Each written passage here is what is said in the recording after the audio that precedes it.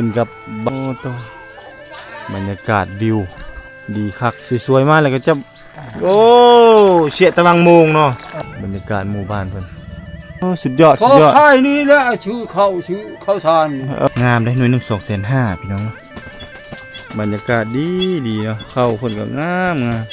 เฝ้าเข้านาและพ่อแม่ก็ไปเฮ็ดเวียกเฮ็ดงาน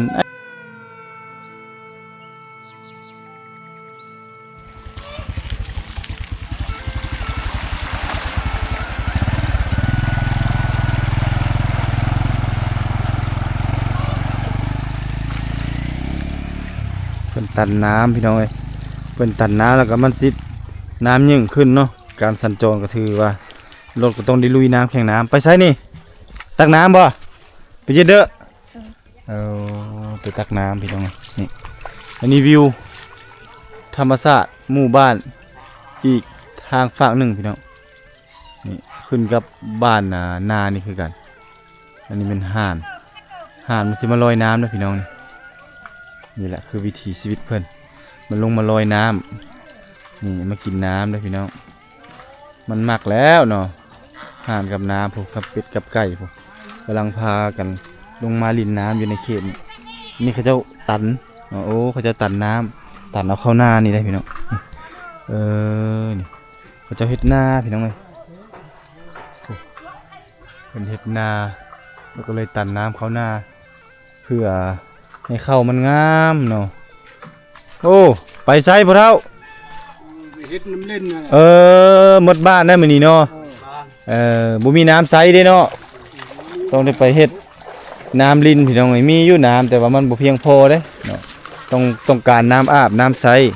หมดบ้านร่วมมือร่วมแรงร่วมใจกันพากันสิไปเฮ็ดน้ำลินดิเนาะอันนี้เขาเอิ้นว่าความสามัคคีเนาะสามัคคีหมดบ้านเลยเนาะโอ้ทุกหลังคาเนาะเงินละคนเนาะพาดวงไผดวงมันแล้วนี่เกี่ยมไปเฮ็ดน้ำลินอยู่ภูบ่ได้นี่ได้บ่เพิ่นไปเฮ็ดน้ำลินนี่เนาะ พี่น้องต้นพร้าว3ต้นนี่คักเนาะโอ้ต้นบรรยากาศวิวหมู่บ้านบ้านนี้มีแล้วเนาะพี่น้องนี่มีอันนั้นเรียบร้อยเนาะมีห้องน้ำแต่ละหลังเรียบร้อยเลย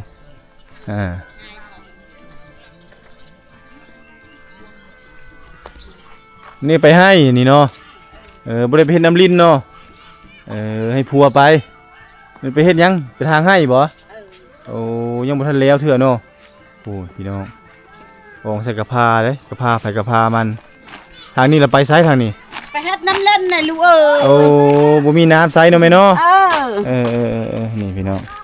พากันไปแล้วผู้สิไปให้เนี่ยไปเฮ็ดน้ำลิ้นเนี่ยอิงตามเนาะนี่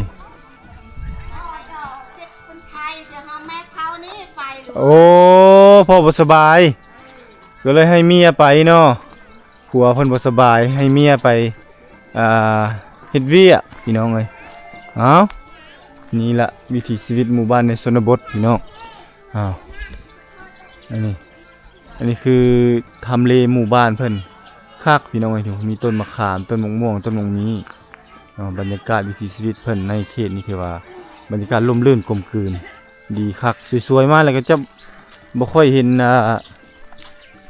กิจกรรมนะพี่น้องเอ้ยเพราะว่ากิจกรรมนี่ก็จะเริ่มหมดไปเนื่องจากว่ามันลามสวยแล้วก็จะพากันไปเวียกไปงานเมื่อนี่ดังที่เห็นนี่แหละไปช่วยกันได้บางเทื่อไปทางให้นี่บ่แม่นได้ไปทางให้ไปให้มันนะถ่ายเลยบ่เอามาคือถ่ายนี่มามาถ่ายนี่มาโอ้เด็กน้อยโอ้กำลังเฮ็ดยังกินนี่ปะจาโรปะจาเชี่ยไงโอ้เชี่ยบ่โอ้เจิงเชี่ยตะบองมงอ่ะโอ้เจิงเชี่ยบ่นี่เจิงเลยพันบ่เจิงนี่ตะเบินจานี่เนาะเจิงจาเลยบ่มีอาหารกินนี่ลูกหลานบ่มีแนวกินเพิ่นว่าโอ้เชี่ยตะวังโมงเนาะโอ้ปูลึกเนาะพูดว่า50 บาทแล้วก็ขายตัวนึง50นี่50โอ้ขายเช้านี่ขายเช้านี่โลดปลาเซ แม่น เชนี่เชบ่เฮียงเนี่ย โอ้ปลาเซมันเหี่ยงเลยพี่น้องไอ้นี่ได้นี่เนาะโอ้นี่ได้ซื้อเนาะเพราะว่าเฒ่าแก่แล้วก็ไปหาบ่ได้ บ่ได้เว้ย แล้วก็ต้องได้ซื้อมาปั่นลูกปั่นหลานกินให้เจ้าจ้าจุจ้าเนาะนี่แหละพี่น้องเอ้ยคือวิถีชีวิตของเพิ่นเนาะส่วนฟืนนี่เพิ่นก็สิใช้ไม้ยางโบงพี่น้องยางโบงนี่เป็นหลักเลยขอบใจเด้อพ่อเฒ่าเด้อ จ้า นี่โอ้บ่ได้ไปใส่มองบ่นี่ บ่ได้มันบ่ถูกเลย บ่ถึกเนาะโอ้มองน้อยโพดนี่ปลาใหญ่บ่จักนี่ปลาใหญ่กูมองปลาน้อยบ่ปลาน้อยมองน้อยเนาะปลาใหญ่มองใหญ่อ้าวไป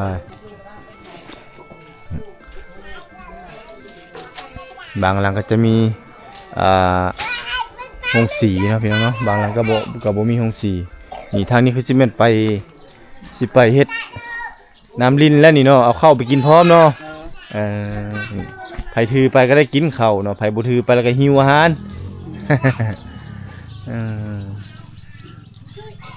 แต่ละเทื่อนี่คันมานี่จะเห็นเขาจะตำข้าวอยู่แต่มาช่วงนี้บ่ค่อยเห็นพี่น้องนี่บรรยากาศหมู่บ้านเพิ่นงามร่มรื่นกลมกลืนบ้านสวนนะจ้วยโอ้บ่ได้ยินเนาะนี่เนาะเพิ่นหูเพิ่นค่อนข้างบ่ได้ยินเฮ็ดยัง เฮ็ดก็ย่าง เฮ็ดกะยังโอ้ ชานก็ย่าง ชานก็ย่าง เฮ็ดนาไปบ่ได้ปวดบด โอ้ชากะยังขายอืม ผู้ปนวกแล้วเห็นนี่ชอบติงจักไปเว้าหยังคือตามนั่นแหละ โอ้นี่พี่น้องเพิ่นบ่ได้ยิน ขออญาต เนาะ นำได้ลูกหลานเอ้ย โดย เชื่อแล้วเวียดนามมันว่าได้ทู่ก็ฮือ ได้ฟาดก็ฮือเฮ็ดเจ็ด โอ้เนี่ยเพิ่นเสียหูแล้วพี่น้องเนาะหูเพิ่นก็บ่ได้ยินแล้ว แต่ว่าเพิ่นยัง นี่เฮ็ดอันนี้บ่ดี ยังเฮ็ดกะยังขายอยู่เลยพี่น้องนี่ นี่เฮ็ดนี่ โอ้เฮ็ดอันนี้ ชานี่ สารอันนี้ขาย อืม โอ้นี่พี่น้อง โต๊ะ คักเลยพี่น้องโต๊ะก็มีอันนี้ก็มีคักเว้ย ป้าชนก็จะหูดเข้าเลย เขาเจ้ามาซื้อเอา ช่องเชนหาได้ นี่บ่ อืม สุดยอด พ สุ อ ดยอด ค่ายนี้แหละชื่อเข้าทาน โอ้ กินน้ำมันนี่แหละ โอ้นี่ เฮ็ พี่ ด น้อง ให้บ่ได้ยัง อยู่ผู้เดียวบ่ ช่อง สอง ผมมีช่องเท่า โอ้ แล้วล้านอยู่ดำมัน หก โด ค ย น โดยโอ้อยู่นี่ได้ เออ ลูกหลานมาอยู่นํ เขาก็มีเหือมีแห้งแล้ว เขาก็ชอกหากินได้แล้ว โดยโดยโดย หาผักขาหญ้าได้แล้ว โดยโดย ในมื้อนี้ก็เริ่มต้นสิขูดตัวนี้เลยสิซ่อน อย่างนี้แล้วสำเร็จแล้วหน่วยหนึ่งพี่น้องงามได้หน่วยหนึ่ง250,000พี่น้องก็ถือว่าเพิ่นถือว่าพิการหูแต่ว่าตีนมือเนาะขออนุญาตเด้อเนาะตีนมือหูตายังอยู่ครบ ชามหน่วยนี่ได้ข้าวสารเป้าหนึง โอ้3หน่วยได้ข้าวสารเป่าหนึ่งของช่องเชนหาเด้ 5 6 7 7,500,000เนาะโอ้ได้ข้าวสารบ่แม่นข้าวเปลือกนี่อันนี้ข้าวสารเนาะเป่าหนึ่งเลยข้าวสารนี่พี่น้อง อันนี้ ตายอยู่แต่มันบ่ตายเฮ็ดได้ เอาสู้ชีวิตนี่แหละเพิ่น ฮอดยามนึง โดย อันนี้ไม้หยังพ่อเฒ่า สิมัดไว้ นี่ พ่อเฒ่า พ่อเฒ่าเอ้ยบ่ได้ยินเลยเด้อพี่น้อง เหนียวได้พ่อยเลยบ่ได้เด้ คันว่าเพิ่นว่าได้ยินแต่ซบตีซื่อแต่ว่าบ่ได้ยิน แต่ว่าเราสู้ชีวิตแฮงอีหลีเราสู้ชีวิตแฮงอีหลีพี่น้องนี่ ไปหาหน่วย ว่าตุกจะถามมาไหมนี่เราไปหาเองบ่หรือว่ามีคนหามาให้อันนี่อันนี้นี่ไปหาเองบ่ หน่วยหนึง88เซน โอ้อันนี้ได้ อือ 88 หน่วย นี่ 88เซน อันนี้นี่ ไปหาอยู่ป้าบ่ไปเองบ่ คนอยู่ผู้พุ่น เจ้าไปเองบ่ ลูกหลานเอา โอ้ มาให้ ลูกหลานเอามาให้พี่น้อง โอ้ เอ้ย ยพ่อมันย่างลูกเฮือนก็ยังบ่เรียบร้อยเลย นี่พี่น้องอันนี้คือขออนุญาตเด้อเนาะ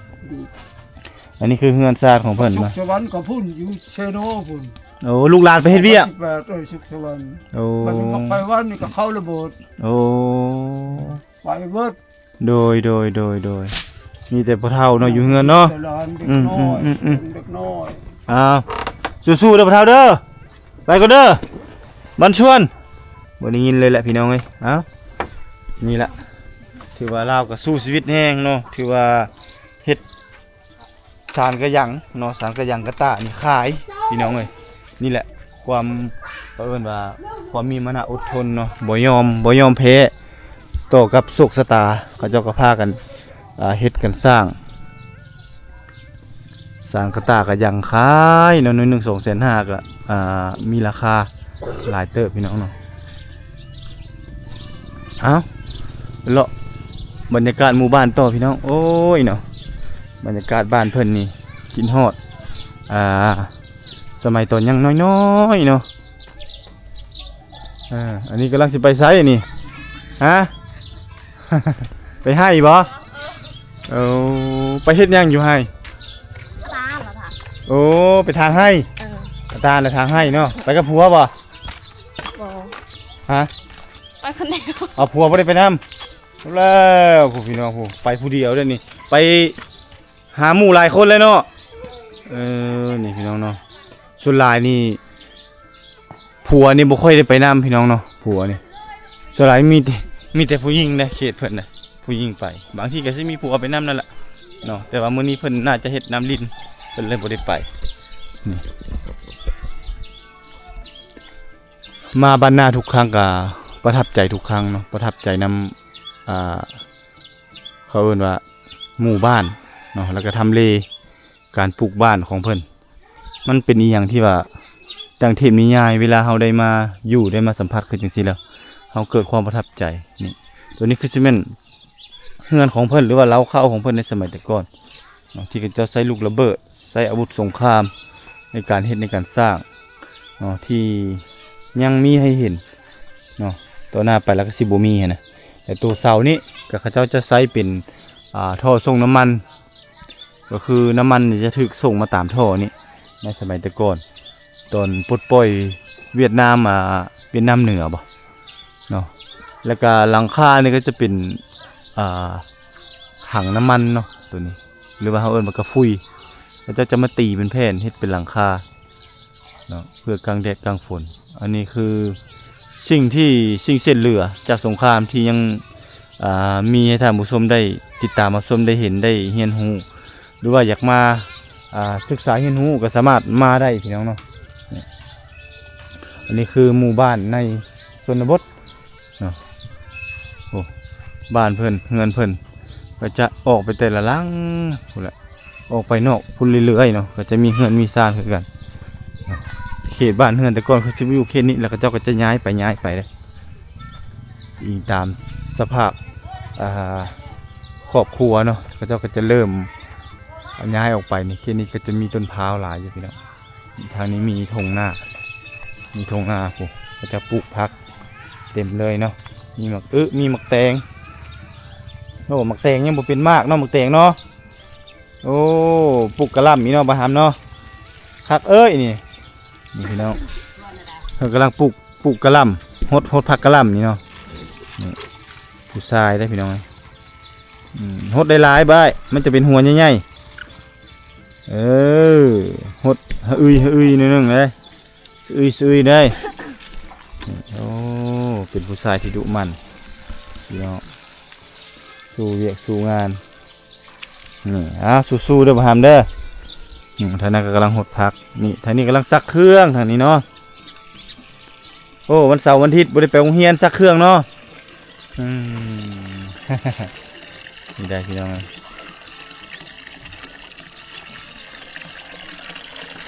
ซักสิ้นเนาะนางเนาะนี่โอ้ฟังเสียงนกเอี้ยงพร้อมเนาะเธอกำลังซักสิ้นผ้าหน้าเพหลังจากที่เสาร์อาทิตย์เนาะพักโรงเรียนเขาก็จะซักอันนี้อันผู้ชายนี่ก็จะตักน้ำพี่น้องตักน้ำไปหดพักเห็นเด้แสดงให้ความดูความมั่นหิ้วเท่านี้ก็ได้เพื่อจะไปหดพักแต่นี่ก็ทูเท่านี้ก็ได้เพิ่มแบบค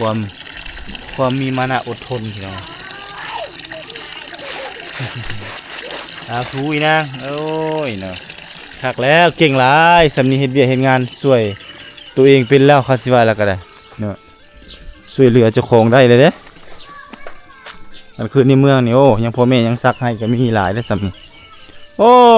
ขาหมึกแตงงามเนาะไม่เท่าเนาะหมึกแตงนี่เป็นมากอยู่บ่เป็นแล้วบ่มากมันฮะ รอบัดได้ก็เด้อนี่แน่ มีแต่ แต่ บ่มีมากเนาะ มีแต่ มันจะตายเนี่ยอ่ะ อืม มาแตกมาตอกแน่ หมดหมึกแตงหมึกเต้าเลยพี่น้องครู ตายหมดเลย ผักมีซีโซ แตกกลัวยิน คักทั่วบริเวณหมู่บ้านโอ้เงินนี่คักเนาะออกเงินทรงเวียดนามได้นี่ได้เงินเพิ่นนี่เนาะมุงกระเบื้องโอ้มันก็คักอยู่แล้วนี่เย็นสบายเลยแหละนี่เนาะไม่เท่ากำลังตะจาบ่ไม่เท่าโอ้โหไม่เท่าเพิ่นกำลังตะจาตาจาโรตาจาบ่ ตาจาโรไม่เท่า คือตาจ่าไก่โอ้ ตาจาเสีย วัดบ้านเด้เสียอะไรอ่ะ โอ้นี่พี่น้อง เอา บัดบายเด้ เนี่ยดงอ่ะ ดุงงอเนาะดุงเนาะ ดงไงดงเช่าอยู่โว้ย เพราะว่าดุงบ่งามเพิ่นว่าเงินบ่งามเพิ่นว่าดุงเช้าเลยเงินบ่งามแต่บ่ตุกว่างามแล้วโอ้น้ำใส่บัดนี้เนาะตาจาบัดบายนี่อีเดาเจ้าเนาะโอ้นี่เจ้าเพิ่งแอ้อยู่เทิงผู้นี่กำลังค้างโง่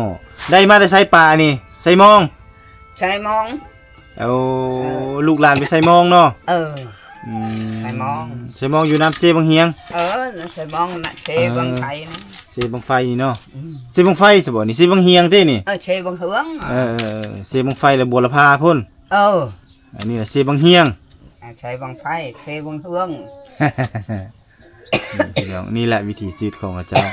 ปลานี่บ่ได้ซื้อ ปลาน้อย ปลาน้อยๆเนาะ ปลาน้อย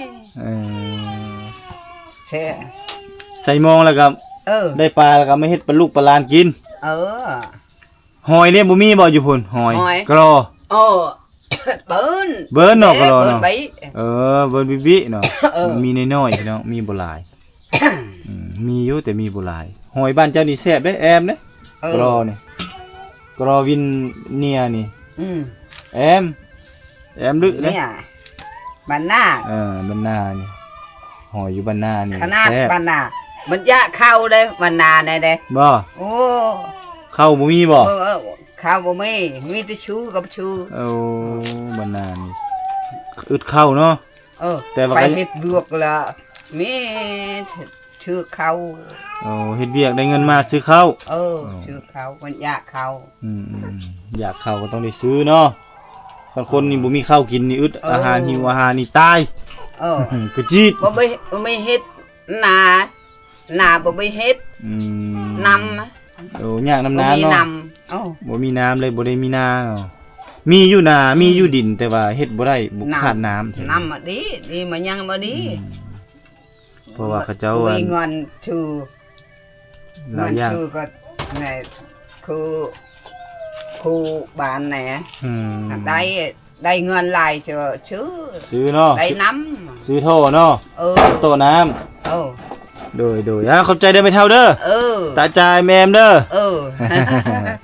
บันชวนอยู่ดีมีแห้งหลังจากสัมภาษณ์ไม่เท่าแล้วก็ออกมาทางด้านนอกพี่น้องอยู่ที่ทัศน์ธรรมศาสตร์หมู่บ้านแห่งนี้นี่ถือว่าสวยงามเนาะเป็นหมู่บ้านแบบโบราณดั้งเดิมนี่ก็จะมีห้องน้ำเนาะพี่น้องเนาะห้องน้ำเป็นสุขอนามัยนี่เฮือนหลังนี้ก็เป็นเฮือนหลังนึงที่ออกแบบเวียดนามเนาะพี่น้องเนาะเป็นเฮือนแบบเวียดนามทรงโบราณดั้งเดิมนี่เพิ่นก็เริ่มทอนไม้เฮือนไม้ซานได้นี่เนาะเกี่ยมาเฮ็ดเฮือนเฮ็ดซานแล้วเพิ่นนี่ก็เนาะอันนี้คือวิถีชีวิตของเขาเจ้าเนาะโอ้นอนคักเถอะเนาะนอนก็ลองงองแงงโคตรคักอะไรพี่น้องผู้นี่แหละคือวิถีชีวิตในชนบทพี่น้อง อันนี้คือหมู่บ้านเพิ่น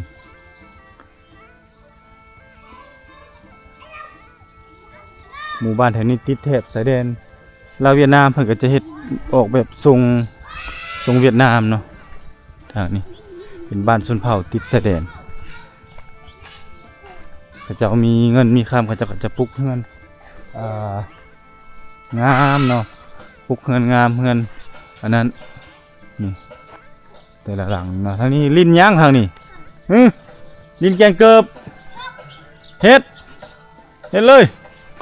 ตะเลยโอ้อ้าวตะเลยนี่ส่งเลยอ้าวส่งนี่อันนี้คือการละเล่นโอ้ท่านี้ใส่อารมณ์ตลอดเนาะว้าวตลอด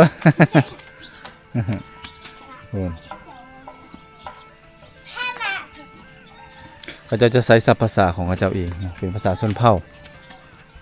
าบรู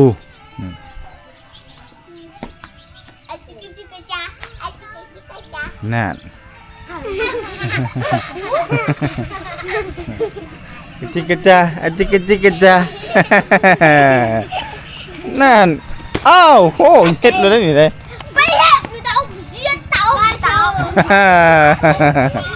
เพแล้วพี่น้องเอาไปพี่น้องเลาะบรรยากาศบ้านเพิ่นเราออกแล้วพี่น้องเราไปเรื่อยๆพุ่นแหละออกไปทางนอกนี่ก็จะมีเฮือนคนนี่แล้วก็เพิ่นก็จะเฮ็ดนาบ่ฮู้ว่าปีนี้เพิ่นเฮ็ดหรือบ่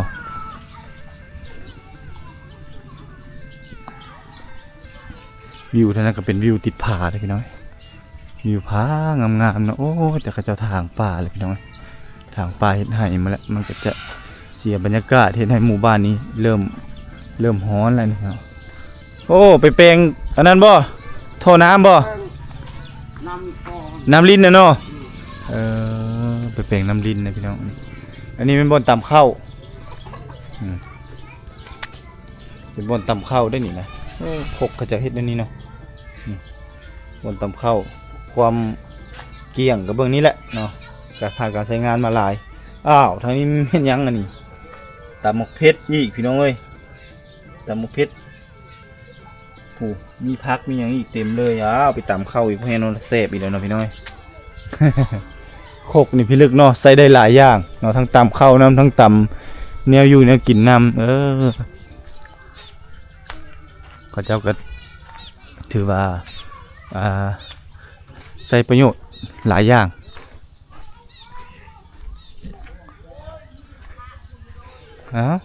ถือว่าสวยแล้วก็จะบ่ค่อยเห็นพ่อแม่ประชาชนเนาะเขาเจ้าก็จะเริ่มไปเฮ็ดเวียกเฮ็ดงานเนาะก็จะเหลือเพียงแต่เฮือนเนาะเฮือนซ่านสัตว์สาวาสิ่งแล้วก็รวมถึงผู้คนเนาะหรือว่ามนุษย์เท่านี้แหละเป็นผู้เฒ่าผู้แก่ผู้เอาลูกเอาหลานเขาเจ้าก็จะอยู่เฮือนอยู่ซ่าน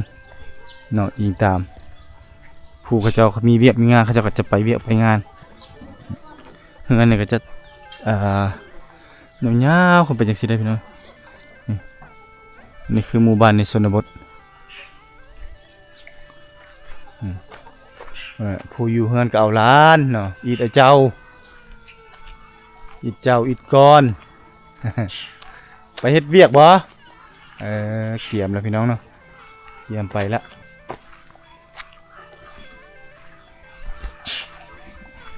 โอ้นกพี่น้องนกเขาเจ้าเลี้ยงได้นี่เนาะโอ้เลี้ยงเอาบ่นกนี่มันบ่ไปเนาะโอ้สวยๆมากละปล่อยบ่โอ้ปล่อยมันบ่ไปบ่ไปเนาะคักเว้ยมันกินยังนี่กินข้าววะนี่พี่น้องเอาเฮ็ดได้บัดแล้วจังจับมันได้นี่สิปล่อยมันไปเลยบ่โอ้คักเนาะเอาไปสิปล่อยเด้พี่น้องนี่ได้นี่นกอีหยังเด้เจ้าเอิ้นนี่โอ้เราชอบนี่พี่น้องเพื่อนเพิ่นมักเลี้ยงนกโอ้นกกลางดำพี่น้องโอ้คักเนาะนี่เพื่อนเพิ่นนี่เสียงมันนี่คักอะไรโอ้เพิ่นนี่มักแบบนี้ เนาะมักเลี้ยงนกนี้นี่ก๊อกก๊อกก๊อกก๊อกก๊อกก๊อกมันห้องเนาะโอ้อันนี้เลี้ยงเป็ดพี่น้องบ่เลี้ยงเป็ดเลี้ยงไก่อ๋อเป็ดไก่เพิ่นมีแต่โตติตุ้ยจะเฮ็ดโคกเลยนี่นะเบิ่งเอาความใหญ่ของเป็ดเจ้าใส่ห้ำเลยเกลือเป็ดเลยมีห้ำมีเต็มเลยเกลือเป็ดเกลือไก่เงินเท่านี้มักเลี้ยงนกพี่น้องไอ้ผู้อยู่เทิงกับแม่นนกมันจะบ่ไปเลยมันจะอยู่นี่เลยอยู่ในข้าเจ้านี่แหละ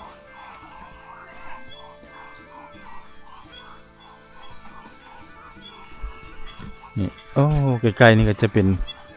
วิวของหน้าพี่น้องเป็นหน้าติดบ้านโอ้ยมันก็สุดยอดเท่านั้นเนาะหาใส่ได้เนาะ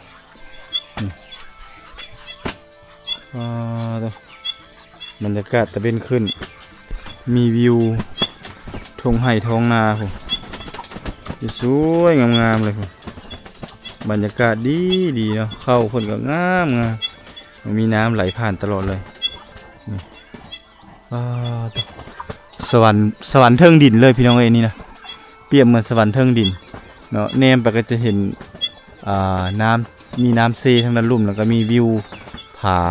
งามๆแล้วก็มีธงเข้าที่ติดกับเฮือนเลยนี่ที่ติดกับเฮือนนี่มีเสียงเขียดเนาะเสียงเขียดจะนาห้องแอกแอกแอกแอกเนาะแล้วก็ธงเข้าที่กำลังสวยงามนี่พี่น้องโอ้ยคักอลีเนาะวิถีชีวิตแถวนี้ดินดำน้ำซุ่มโอ้ยม่วนเด้คักเด้เนาะเอาได้มาเห็นแล้วก็ถือว่าสะอ่อนแค่เพียงได้มาสัมผัสวิถีชีวิตต่างๆก็เฮ็ดให้เฮามีความสุขหลายแหละพี่น้องถึงว่าอาจสิบ่ได้มีเงินหลังใหญ่เนาะแต่เฮาก็ได้มีความสุขกับธรรมชาติที่สวยงามมีท้องทุ่งไร่ทุ่งนาทุ่งข้าวคือจังซี่ผู้เป็นลูกเป็นหลานอยู่เฮือนก็จะใช้แบบเสือกดึงเนาะแล้วก็ดึงให้มันดังกล้องกล้องกล้องกล้องเนาะเงินเพิ่นอยู่ติดกับนาเลยเนาะทางนี้มาเฝ้าเข้าทางนี้เนาะมาเฝ้านกกินข้าวโอ้ทางนี้ก็น่าคือกันทางนี้ก็ทุ่งข้าวโอ้คักเอ้ยเนาะสั่นมึงด้วยสั่นเบิ่งสั่นเบิ่งสั่นมึงดูมาครับเฮ็ดมึงดูนี่เฮ็ดได้นี่เฮ็ดอันนี้บ่ใช่โอ้คักเอ้ยนี่สั่นมึงดูตัวนั้นดึงเบิ่งดึงมึงดูหน่อยโอ้คักเนาะอันนี้คือวิธีการพี่น้อยวิธีการไล่นกโอ้โหเขาเจ้ามีซับในดินสินในน้ำเนาะนี่ในน้ำมีปลาในน้ำมีข้าวธรรมชาติที่สวยงามทางกลางทุ่งข้าวป่าข้าวเนาะนี่มีภูเขาป่าเขาลำนาวไผ่เนาะในน้ำมีปลาในน้ำมีข้าวก็จังสิละโอ้ยเนาะสะอ่อนเด็กพี่น้องเลยได้ไม่เห็นแล้วก็ได้โอ้แต่นานี่เริ่มแห้งแล้วพี่น้องขาดน้ำแล้วเนาะมันมีนกมันบินมากินข้าวได้อยู่นั่นเนาะนี่แหละคือภูมิปัญญาเนาะภูมิปัญญาของชาวบ้านที่มีทรัพยากรธรรมชาติอยู่แล้วนี่ก็คือมีดินดอนตอนหญ้าก็จะตีเป็นคันเฮ็ดเป็นคันเนาะใส่รถดุดหรือว่าใส่คนจกหลังจากนั้นเราก็พากันมานี่แหละปลูกข้าวใส่เนาะกับธรรมชาติที่สวยงามเพื่อจังสิแล้วก็พอได้อยู่ได้กินเนาะบางคนมีหน้าก็จะบ่ได้เฮ็ดให้บางคนบ่มีหน้าก็ได้เฮ็ดให้นี่เห็นบ่มาปีกายนี่เป็นป่างามๆมาปีนี้ก็จะถางมันแล้วเนี่ยต่อไปก็สิเป็นป่าข้าวมันละเข็นนี่เนาะคันบ่เฮ็ดก็บ่ได้เขาเจ้าก็จะบ่มีอยู่บ่มีกินพี่น้องคักเนาะนาท่าเจ้าเนาะถ้าเจ้าขึ้นทางใดอันนี้บ่พากันขึ้นทางใดระวังตกเด้อบ้ายป้าตะโหโทนพี่น้องคักแห้งลีนี่มานั่งโยกกันนี่วิวผางามๆเลยนี่เนาะน้องนุ่งพากันมา อันนั้นอยู่นี่เนาะแปะได้หน้าเงียบน่ะคือจอกระตุงเลย นี่เป็นลูกเป็นหลานเป็นน้องเป็นนุ่งนี่เลยเนาะพี่น้องพากันมานั่งเฝ้าเข้าหน้าและพ่อแม่ก็ไปเฮ็ดเวียกเฮ็ดงานอันนี้แหละเขาเอิ้นว่าวิถีชีวิตที่แท้จริงโดยที่ความสุขโดยบ่ได้ปั้นแต่งเนาะเขาจะมีธรรมชาติเนาะมีสิ่งสวยๆงามๆเนาะปั้นแต่งมาให้แล้วเนาะเขาจะบ่จำเป็นต้องมีโทรศัพท์เนาะบ่จำเป็นต้องมีโทรศัพท์มือถือเล่นเกมนี่อย่างต่างๆแต่เขาจะมีความสุขอยู่กับให้กับนาอยู่กับนี่แหละเอื้อยกับอ้ายกับน้องม่วนสุดแล้วพี่น้องอันนี้คือความสุขของพระเจ้าโอ้อันนี้ก็มีกล้วยอีกแล้วพี่น้องเอ้ยอันนี้คือบรรยากาศในยามเช้าที่บ้านนาเมืองเซโปนแขวงสะวรรณเขตซึ่งหมู่บ้านแห่งนี้เป็นหมู่บ้านชนเผ่าบรูติดตะเข็บชายแดนลาวเวียดนามเนาะขึ้นกับจุดสุ่มเจียงตุเมืองเซโปนคือเก่าพี่น้องเนาะวิถีชีวิตของพระเจ้าในเขตนี้เนาะในบรรยากาศยามนี้เนาะก็คือ1เฮ็ดยางโบงก็คือกับเมืองนองนั่นแหละ2เฮ็ดนาปังหรือว่านาเซงเนาะ3ก็คือเฮ็ดให้แล้วก็2-3 ปีเข้ามานี่เนาะเส้นทางเริ่มสะดวกสบายเขาเจ้าก็จะมีอาชีพเสริมหรือว่าเวียกเสริมเข้ามานั่นก็คือการปลูกมันต้นเพื่อส่งขายเพราะว่ามีพ่อค้าคนกลางเนาะหรือว่ามีร้านมันแถบนี้แหละเขาเจ้าเข้ามาซื้ออยู่ในเขตพี่เลยเฮากับคนแจกใส่รถตอกรถไถออกไปขายได้เนาะในกิโลเฮากับบ่ฮู้ประมาณ1,000ปลายนี่แหละเนาะก็เป็นอาชีพนึงที่ประกอบอาชีพสร้างรายได้ให้กับชาวบ้านอยู่ในเขตนี้เนาะได้มีเงินไปซื้อข้าวซื้อน้ำซื้อหมูเพชรเกลือแป้งนัวอิงตามแต่ละฤดูกาลดีกว่าบ่มีแนวเฮ็ดนะพี่น้องเนาะแล้วก็วันว่างๆเนาะเขาเจ้าก็จะพากันไปช่วยกันยกตัวอย่างว่าเฮ็ดไร่เฮ็ดสวนเนาะบ่แม่นได้ว่าครอบครัวหนึ่งจะไปทางแต่ครอบครัวเดียวเนาะเขาเจ้าก็จะละวานกันหมดบ้านหรือว่าหากันหมดบ้านโดยที่ว่าบ่มีเงินบ่มีคำเนาะจะ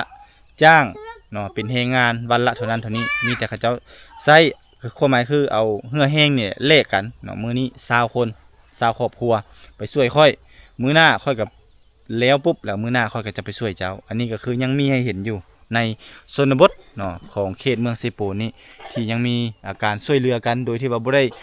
ใช้เงินบ่ได้ใช้คำอันนี้คือความสุขแบบบ้านๆหรือว่าประเพณีแบบบ้านๆที่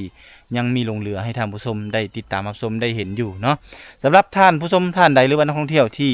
อยากเดินทางเข้ามาเที่ยวในหมู่บ้านเขตชนบททางเขตเมืองเซโปนนี่เนาะโดยเฉพาะทางบ้านนาเขตนี้เนาะก็คือติดชายแดนลาวเวียดนามนี่ก็สามารถเดินทางเข้ามาได้แต่ต้องมีไกด์นำเที่ยวตัวอย่างว่าเบ้าตุกบ่หรือว่าทีมงานไอสีหอมเนาะเบ้าใจมีอย่างต่างๆเนาะที่คุ้นเคยกับพื้นที่ดีเนาะสามารถเดินทางเข้ามาเที่ยวได้แต่ว่าถ้าบ่มีเบ้าตุกหรือว่าทีมงานอื่นที่ฮู้จักหรือเคยคุ้นเคยกับหมู่บ้านดังกล่าวนี้เนาะหรือว่าเขาเอิ้นว่ามีหน่วยงานรับผิดชอบต่างๆนั้นก็บ่สามารถเดินทางเข้ามาได้เพราะว่าเขตนี้เนาะคือในกฎหมายของประเทศลาวเฮาต้องมีเขตจำกัดในการเดินทางเข้ามาท่องเที่ยวอย่างต่างๆเนาะถ้าว่าเขตใดที่ว่าเปิดเป็นแหล่งท่องเที่ยวเนาะสามารถเดินทางเข้าไปเที่ยวได้เนาะตัวอย่างว่าแหล่งท่องเที่ยวทางเมืองนองบ่เนาะแก่งลีนบ่แก่งอะลองบ่เนาะนักท่องเที่ยวสามารถเดินทางมาได้ถ้าว่าเมืองเซโปนก็บ่ใดที่ว่ามันเป็นแหล่งท่องเที่ยวก็สามารถเดินทางเข้ามาเที่ยวมาชมได้แต่ถ้า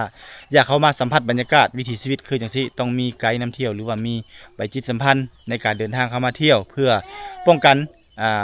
ความปลอดภัยให้กับนักท่องเที่ยวเองที่เดินทางเข้ามาเพราะว่าเฮาเคยเดินทางเข้ามาชนบทเฮาบ่ฮู้ว่าเบื้องหน้าหรือว่าในอนาคตมีอีสังแน่เนาะบางเทื่อเฮาบ่ฮู้บางเทื่อมีอีหยังต่างๆตัวอย่างว่าตีรถสอดยางรั่วมีหยังต่างๆเนาะก็สามารถก็ยังมีคนช่วยเหลือเนาะซึ่งกันและกันได้ถ้าเฮามาเป็นทีมงานหรือว่ามาเป็น